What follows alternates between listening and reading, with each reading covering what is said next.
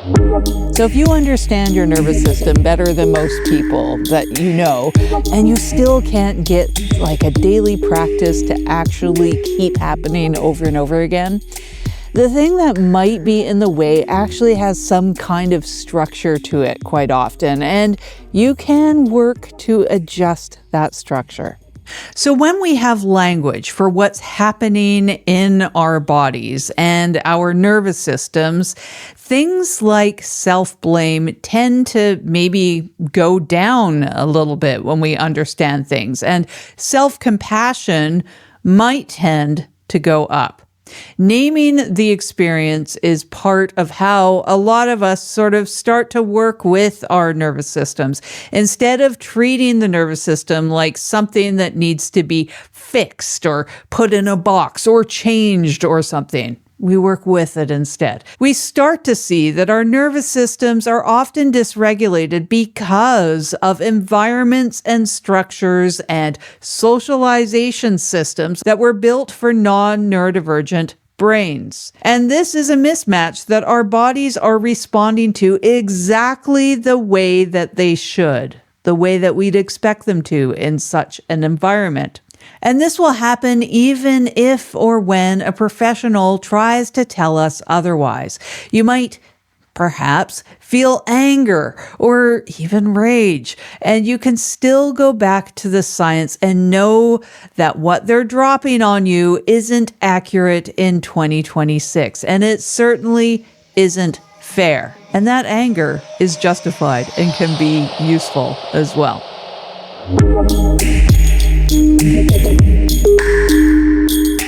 So the most useful concept that I've found for explaining this is allostatic load. And this is the accumulated physiological cost of chronic stress that occurs over a period of time. So research that was published a long time ago established this to be kind of true, that when the nervous system has been running in a very high demand state for a very long time, chronic, the resources that we'd use to implement change of that situation, and this might be things like working memory or sustained attention or executive function, maybe even the way that we establish a new behavior in our lives, these things are depleted.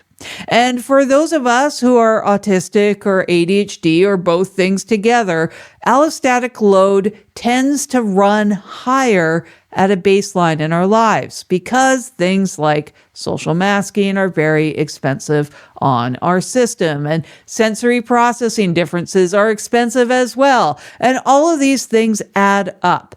So the daily work that we have of, say, translating ourselves into these neurotypical environments that draws from the same resource pool in our bodies.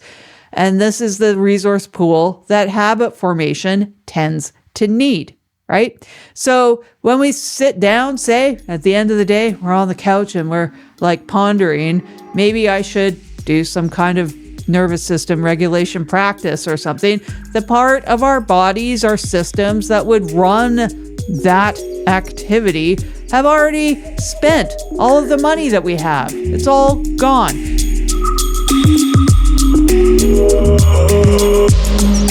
So there's something else that's going on here too, because our brains constantly generate predictions that are based on past experiences in our life. So if chronic dysregulation, that's normal for you, that's our baseline for a very long time, being calm or being more regulated can actually feel kind of weird. Like, what's going on? This is strange. I feel regulated. And that's because our nervous system is registering it as irregular. So our body's experience doesn't match what our brain is predicting. And so our system, like the nervous system part, might be correcting backwards towards this thing that it knows. It's normal to it. Dysregulation is normal.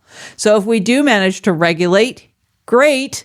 The body might be wanting to kind of drift back towards dysregulation because that's what it's learned to expect.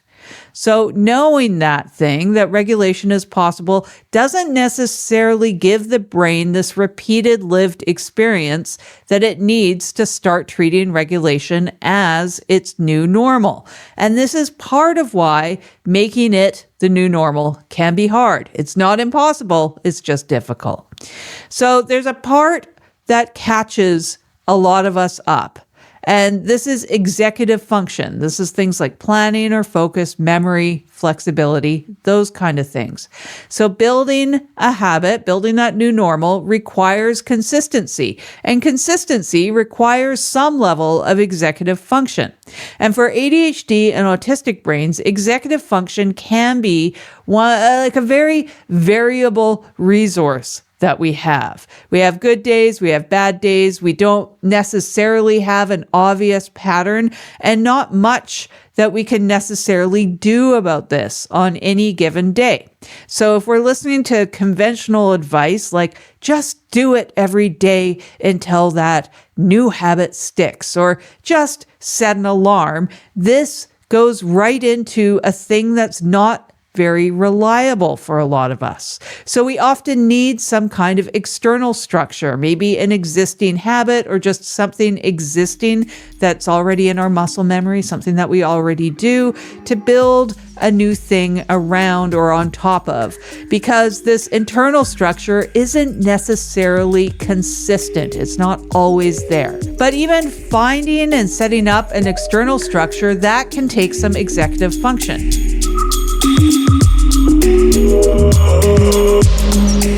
A few things that show up in research that I've looked at and read through, each of these things work for a specific reason.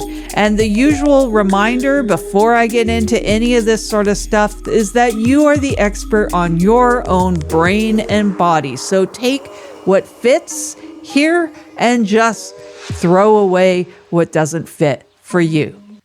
Now, the first thing is that consistent daily practice, and I'm talking about like daily stuff, is what some of us want to work towards for certain things, not all things, but certain things. I'd love to, for example, have a daily reading habit of like real chapter books, not just articles about the world burning up that I run across in my news app. I would like to have a daily grounding habit to help all of these things out, because that grounding habit might help the daily reading habit. Now, there's a real difference between using a grounding exercise to get through, say, a crisis in the moment, and having a regular practice that just slowly kind of widens your personal capacity. Now in CRIM, which is the community resilience model, calls that widening of your capacity the resilience zone. And this is a range where your nervous system can just kind of handle what's coming in at it without tipping into a fight or a flight or a shutdown state. Now, a lot of us already run kind of close to the edges of that resilience zone. We're almost going into the high or the low thing, the really activated or the kind of shut down states. So widening it kind of lowers the odds of getting pushed into it, helps us a little bit. So the high zone, again, is where you might feel kind of agitated or intense or just kind of prickly, perhaps, things that feel kind of fast. Now, the low zone is where you might feel kind of down or depressed, or maybe things feel like they're moving kind of slow. Now, the widening of the resilient mode is something that happens gradually through repetition, at practice, which is perhaps why just a few minutes every day helps you more than, say, just jamming it all into 1 hour a week, or when you happen to remember. So there's that catch, of course, is that everyday practice thing is the exact thing that executive function, or the lack thereof, makes it very hard for us. So here's a workaround that you might want to try. If you attach the new practice to something that your day already does without you noticing even, this might take the pressure off the consistency part that you might not be able to rely on.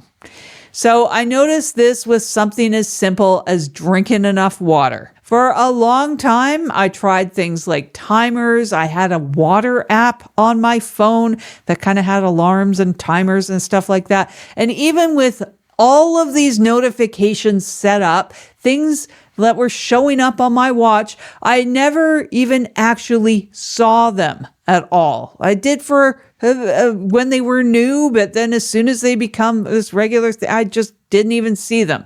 Like I mentioned near the beginning, when I was turning off alarms and notifications before they even registered in my brain. So I never drank the water.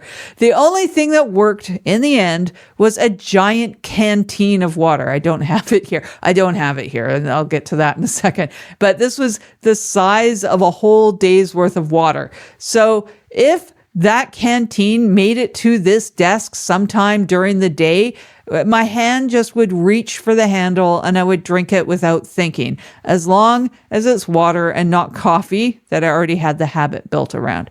Now, I can't have to think about this thing. It already has to be there where I am, where my hand goes for a drink, a beverage anyways, because that part was trained. That's a muscle memory. So I need enough executive function still to get the water to the desk. And I often still forget, like I have right now. I've just noticed while I'm recording. But if I get it to the desk, which is most days, it does work. And it works way better than apps and alarms and things did any day, because my hand is just going out to the beverage without thinking. So I had to get to that point of figuring out my own process, something that worked for me. The apps might work for you. So I'm trying a new one for that reading thing that I mentioned earlier. I'm going to try to get a physical copy of my book club book and put it on the chair I sit in every evening for dinner. It can't leave the chair. I have to read it, or I have to leave it next to me on that chair. I have to put it there when I leave, or it's already going to be there when I leave. Because I'll always know that I'll sit in that chair a couple times per day without thinking. I don't know if this will work, but it's another thing that I'll try while I'm sorting it out. It's going to be personal for all of us.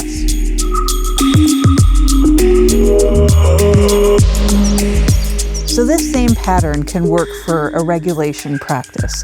You take something that you already do without even thinking, say walking the dog, and you let it carry that new thing that you're doing. And maybe it becomes a new habit, or it might be just a little bit easier to inject into your life. Susan, she reminds me that she needs her walk as soon as I ended up setting a regular time for it during the day. Now, Susan doesn't have a snooze button. So this thing works for me. So the walk actually happens, and then I can add, say, a grounding practice, or say turn on a certain regulating playlist that I take with me, or a podcast, or just my attention to the temperature that is out here today. That can help as well. So you can also swap a new practice into some kind of trigger that you're trying to reduce. All of these things are just examples, though. They all need to be based on things that function like this in your own life. You can attach practices to something, or you can even swap new things in gradually if there's something else that you want to reduce, like, say, drinking water. Maybe that reduces my overabundant coffee consumption. So you work out whatever works for you personally. Now, also, none of this has been easy. It takes time to change these things, maybe even a little bit extra time for some of us. It's different for everybody, and a lot of it comes down to noticing what your individual unique body does without really consciously thinking, without needing a lot of executive function, and figuring out if you're able to, say, attach something to that within your current capacity.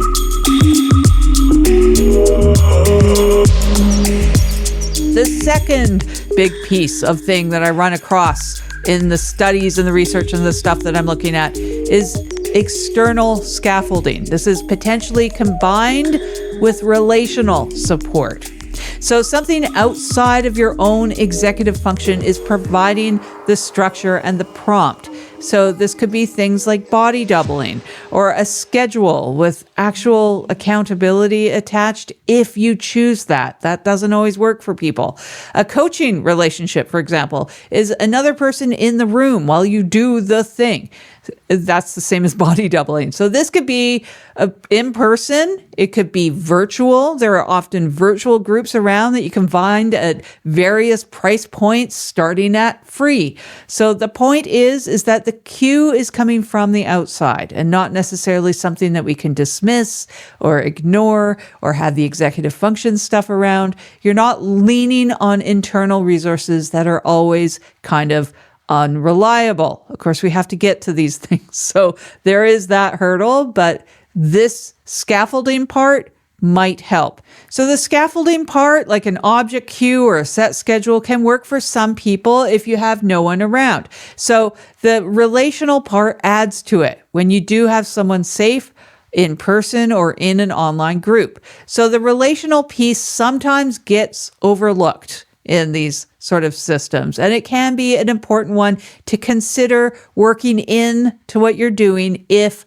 possible. Now, this comes from the social baseline theory. This was research that was published about a decade ago. It found that the nervous system can regulate more efficiently in the presence of safe people, or safer, because nothing is always fully guaranteed for anyone. There are far too many variables to say that someone is safe. Anyways, that can mean a very conscious choice about who you co-regulate with or what kind of context it's in or what's being built up or built for that particular community.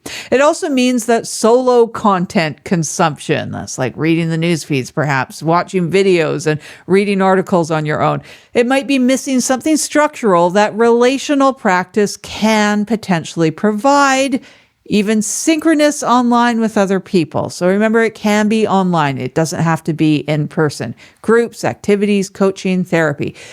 Some of these things can be difficult to access financially. I want to emphasize that, but there can be these low-cost or free options available, particularly online, such as peer groups or online community, mutual body doubling sessions that you trade with other people, and so on.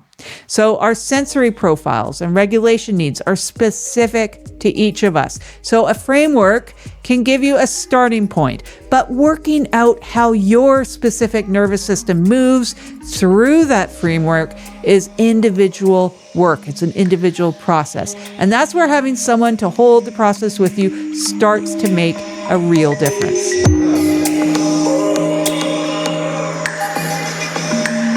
So knowing which one of these fits you personally is one thing, but building it into a week that actually holds and sticks and noticing what shifts over time, that can be pretty hard. It's hard for me. That's part of the genuinely individual part of this process. And this is because we're different, but it certainly doesn't mean that we're broken.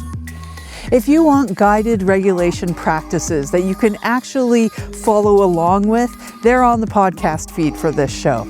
And if you want help building this into your specific life and situation, that's the individual thing that I do with clients now, my coaching clients. I'm taking practice clients at a very low rate while I work towards my full certification. So the coaching details and the booking link are in the description, along with the show's email list if you want to just join that. I'm Jen deHaan, and this is Wired Divergent. Bye for now.